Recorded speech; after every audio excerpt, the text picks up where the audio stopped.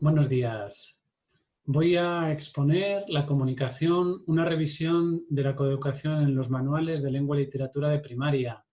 Quería dar las gracias al comité que ha admitido esta comunicación y también a Sandra Fresnillo, con la que elaboramos este trabajo, aunque finalmente no puede participar de la comunicación.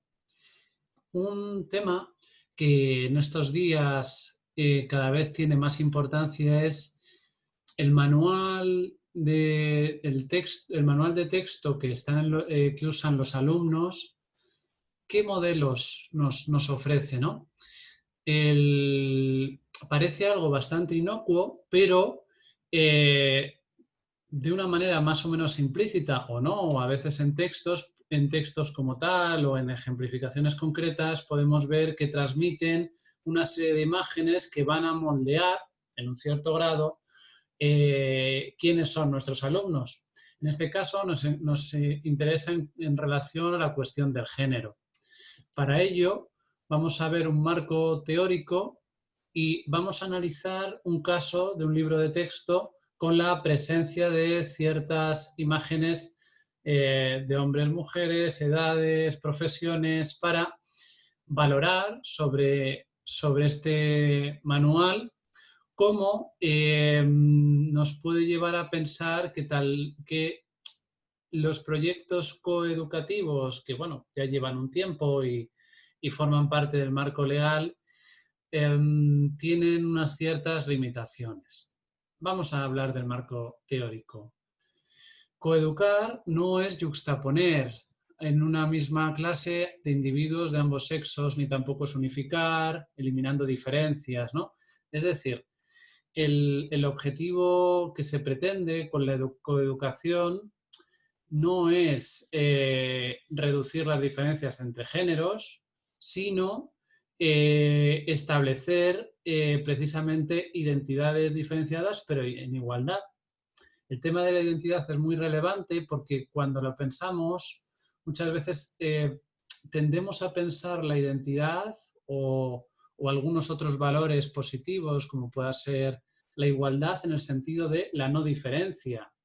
Eso, pues los pensadores e investigadores lo han desmentido muchas veces, ¿no?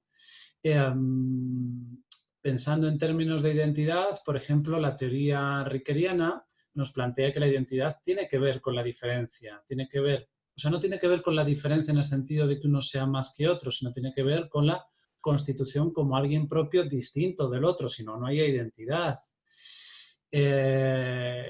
Yéndonos a un autor muy clásico, Tocqueville nos decía ya hace más de 100 años que que esto no es un pensamiento en realidad tan novedoso, lo que sí puede serlo es cómo lo aplicamos. Nos decía que la igualdad puede ser muy negativa en el sentido de que impida al sujeto tener una verdadera iniciativa, porque en igualdad pues no hay iniciativa, no hay ningún motivo, ¿no? Para ponerse a reaccionar frente a situaciones, para construir lo que es uno, para interactuar, porque si es igual que el otro, pues no hay nada que conversar, ¿no?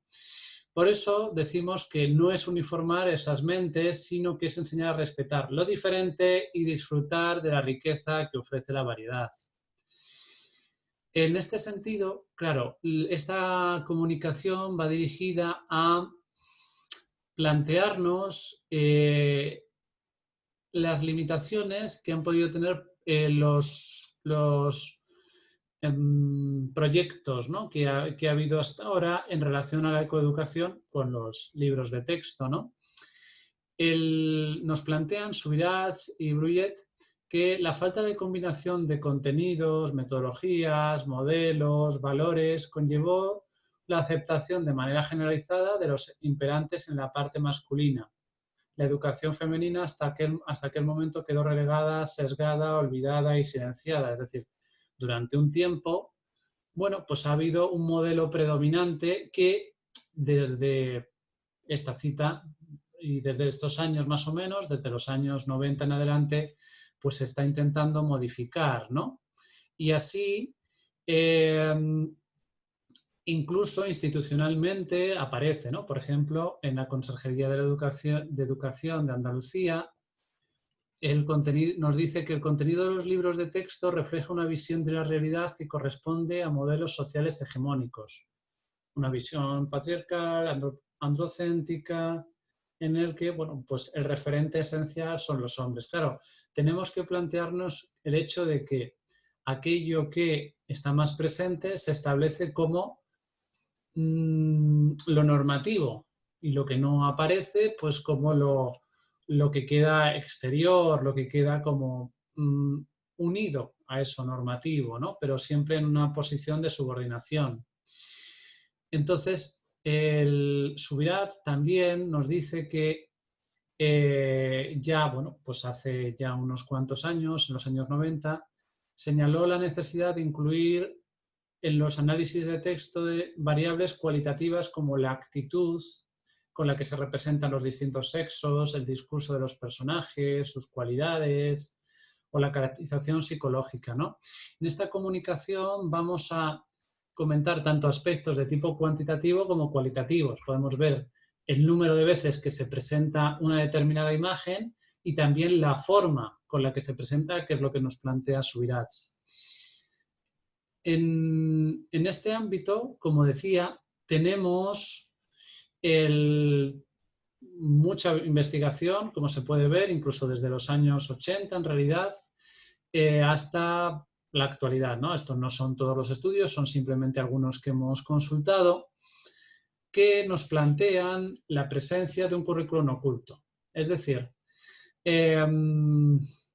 el problema que se puede dar no es tanto que los libros de texto actuales se presenten, como decíamos aquí, ¿no? con un declarado o una despreocupada desigualdad, sino más bien que se presente en principio una cierta igualdad, pero que podamos detectar un currículum oculto, ¿no? Que podamos, por ciertas actitudes, por ciertos elementos, ver que en cualquier caso el modelo sigue siendo el mismo, aunque a lo mejor no se dé explícitamente, ¿no? Así, vamos a ver que, claro, frente a esto, claro, hay una serie de normativas y una serie de estudios que pretendieron el cambio, pero que todavía no se ha consolidado, ¿no? La Ley Orgánica General del Sistema Educativo, bueno, pues pretendía ya este cambio. Sin embargo, pues distintos autores nos han señalado esto, que esa evolución pues no se ha llegado a dar. Y podemos encontrar, por ello, en este currículum oculto, discriminaciones de tipo sutil, ¿no? Como la asignación de roles más importantes a las figuras masculinas, la aparición de un mayor número de protagonistas hombres, todavía ausencia, aunque esto está cambiando, pero todavía la ausencia de un lenguaje integrador y una mayor presencia de esas figuras también en las imágenes, es decir, aparecen más veces y aparecen seguramente en posiciones que socialmente se valoran más. Tenemos ya bastantes materiales, decíamos, bueno, las mismas comunidades han escrito, los investigadores también, y tenemos dentro de estos textos más oficiales guías de asesoramiento al profesorado en distintas comunidades, como están en la diapositiva, desde los 90 en adelante, bastante recientes, ¿no? Tenemos también, en el caso de la Junta de Andalucía, que es muy activa en este sentido, la Guía de Buenas Prácticas para Favorecer la Igualdad, que señala un poco lo que nosotros vamos a estudiar en este caso particular, que algunas editoriales mantienen contenidos que siempre habían incluido en sus libros y simplemente añadían unos párrafos o epígrafes dedicados a cuestiones de igualdad. Es decir, hay como una especie de choque entre la redacción y luego lo que es el conjunto del texto, las imágenes, ¿no? Es decir, hay algo que podemos ver que ese currículum no solo oculto, sino contradictorio. Este sería, ¿no?, el planteamiento que vamos a hacer, es decir, vamos a mirar cómo en esta comunicación de una editorial, podemos ver ese currículum oculto, esa cuestión conflictiva, vamos a intentar analizarla. Para este trabajo, en realidad, hemos estudiado dos editoriales, pero por brevedad vamos a centrarnos en una de ellas nada más, y en ambos casos pues de quinto de primaria. Vale, vamos a ver el análisis de los resultados al respecto del grupo SM. Bien, en este podemos ver con claridad que si buscamos, ¿no?, nombres propios dentro del texto, hemos observado una sustancial diferencia, ¿no? Es decir, en el caso femenino pues no llegan a los 300, en el caso masculino superan los 400, ¿no? Aquí no nos estamos moviendo, ¿verdad?, con un análisis, no podemos hacer un análisis de tipo estadístico inferencial, pero sí a nivel descriptivo podemos ver esas diferencias. También podemos ver, y aquí es más acusada la diferencia, que al menos en proporciones, que los protagonistas a los que se hace mención fundamentalmente son masculinos, ¿no? Tenemos una diferencia sustancial entre lo masculino, que supera el 45, frente a lo femenino, que no llega a 25. Bien, entonces podemos decir, por un lado, que hay una mayor presencia, ¿no?, en cuanto al género masculino. Y ahora, también podemos ver que se trata, ¿no?, de casos en los que lo masculino va asociado a profesiones, a profesionalización, ¿no? Esta diferencia es más pequeña, pero también, ¿no? Es decir, hay mayor abundancia de que lo masculino esté en ese vínculo con el ejercer pues una competencia. Aquí, bueno, una más de tipo gramatical, ¿no? Podemos ver también en cuanto al uso de términos, pues fundamentalmente igual, masculinos, después femeninos y después, bueno, plurales, omitidos, inclusivos, ¿no? Bien. En cuanto a la autoría de textos, estamos en un mismo caso, ¿no? Fundamentalmente, cuando se hace referencia a autores, sobre todo pues son varones y con una diferencia igual de sustancial que lo que comentábamos al comienzo con el tema de los protagonistas. Bien, entonces con esto hemos hecho un pequeño análisis más de tipo numérico. Ahora vamos a hacer uno de naturaleza cualitativa con las imágenes que aparecen en la editorial, ¿no? Vamos a manejar también algunos datos numéricos, pero queremos hacer también apreciaciones de tipo cualitativo. Se puede ver que no solo, como hemos comentado, por escrito aparecen más los hombres, sino que en imagen pues ocurre algo similar. O sea, en este sentido es coherente. Bien. También podríamos ver, esto no es el objetivo fundamental, pero bueno, puede serlo también si pensamos en algo más de tipo interseccional, que hay una abundancia fundamental de los infantes y la edad adulta, ¿no? Es decir, quedan infrarrepresentados las edades que están en los extremos, que también, bueno, pues es parte, ¿no?, de ese modelo. Entonces, en este caso, podemos ver que, claro, aparecen con mayor profusión, ¿no?, estas imágenes, con lo cual podemos pensar también que no solo hay un tema de la cantidad, sino de cómo aparecen, ¿no?, y de que aparecen en una función de ejercer profesión. Entonces, de forma cualitativa, lo que nos está diciendo es que se están transmitiendo unos modelos. O sea, no solo es que aparezcan más veces, sino que aquellas veces que lo hacen, podemos ver en el libro de texto actitudes de tipo activo, ¿no?, frente a unas actitudes en lo femenino que no siempre lo son. Ahora vamos a analizar los resultados de las temáticas.